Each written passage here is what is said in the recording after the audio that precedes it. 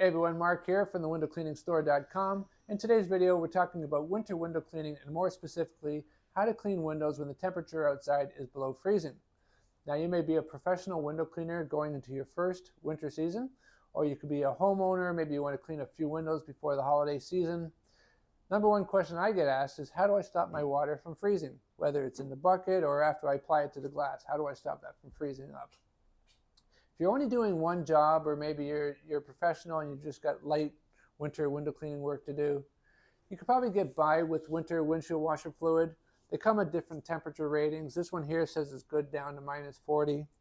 Keep in mind though that when they say -40, that's thinking that you're using it in your vehicle with your wipers. So it's spray, wipe. It's very instant. The fluid's not sitting there dwelling on your glass for any length of time. Is this good for -40? Probably not. Probably more like -5, maybe -10 at best. Now, the antifreeze component in winter windshield washer fluid makes up about this much of the jug. The rest is filled with water, some kind of coloring, and of course some cheap soap. And that antifreeze component in winter windshield washer fluid is something known as methanol. Methanol is an alcohol. It's good as a cleaning agent, also as an antifreeze. Some people even use it in their fuel for like racing cars. I sell methanol pure, 100%, in 5-gallon pails.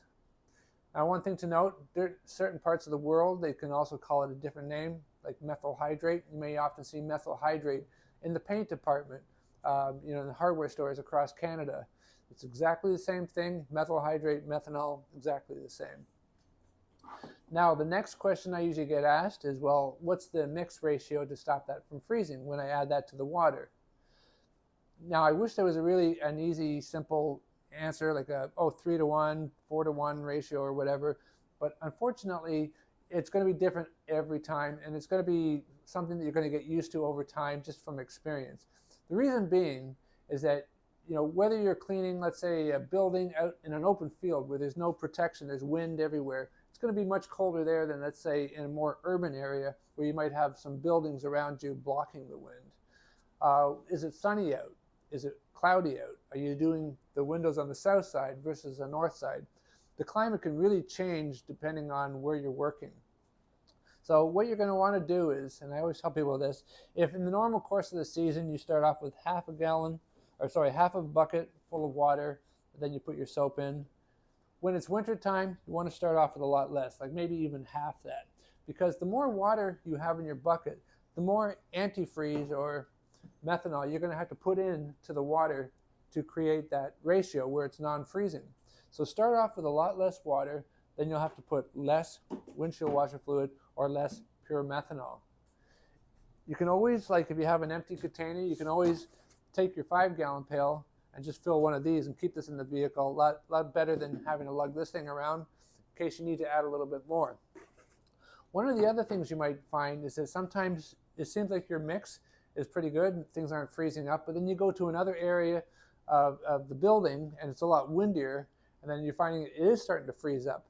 Rather than having this with you by your side the whole time, if you put methanol in a little squeeze bottle and have that on your belt or something like that, then what you can do is, when you put the strip washer up against the surface of the glass, you can actually squeeze out a bead of methanol directly onto your strip washer, quickly scrub up the window, and follow up with the squeegee.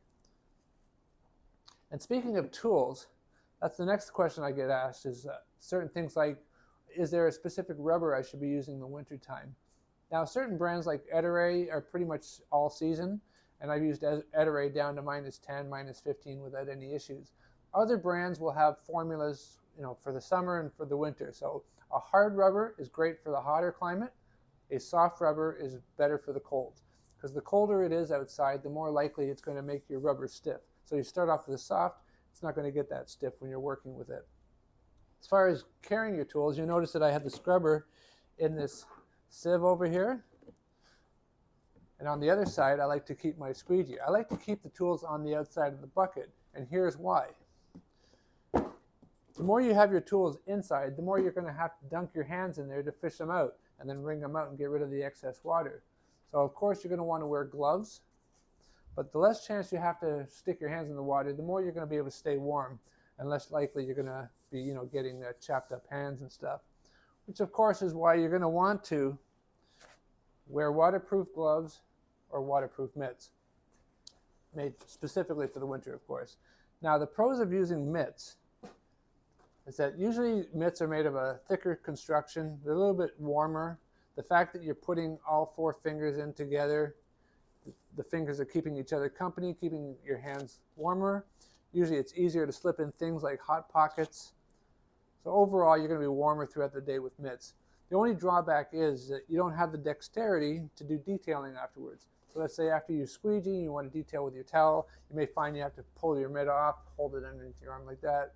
Of course, now you're exposing your hand and to the cold and to the damp, which of course is going to end up drying out your skin. You'll get skin cracking after a period of time if you do a lot of winter window cleaning, so get used to that.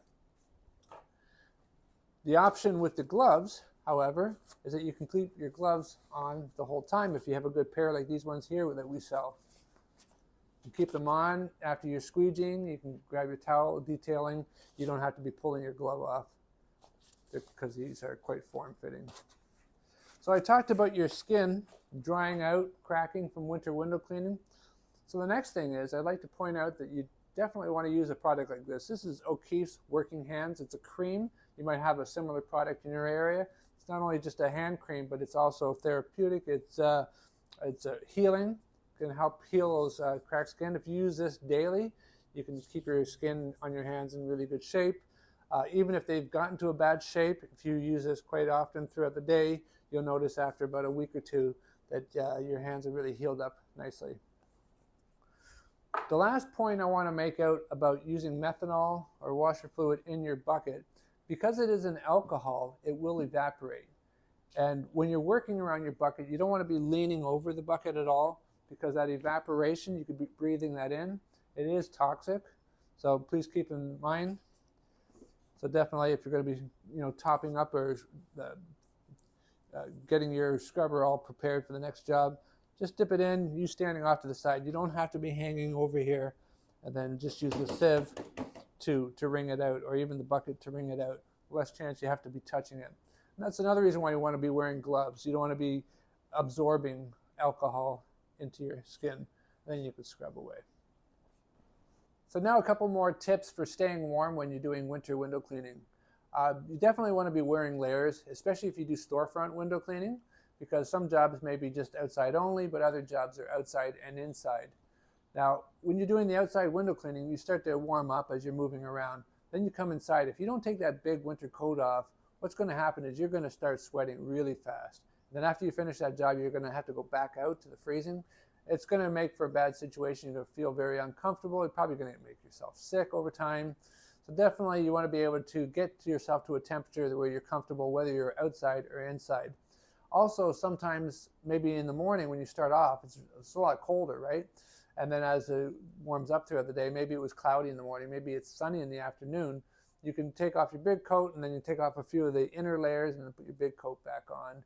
And that way you're nice comfortable temperature throughout the day. Another thing too is your socks. Now if you're wearing boots because it's wintertime and there's snow and whatnot, chances are your feet are going to sweat. So if you bring an extra pair or two of socks, you can easily change them out throughout the day. If you're feeling that your feet are starting to get cold, it's probably because they're wet. They're sweating and then that gets cold. So change them out, dry feet. Trust me, you're going to, thank me later. You're going to want to definitely have an extra pair or two throughout the day. So I hope you found these tips helpful. If there's any kind of winter window cleaning scenario that I haven't covered, feel free to put a question in the comment section and I'll be glad to answer it either in the comment section or even a future video. Anyway, thanks for watching.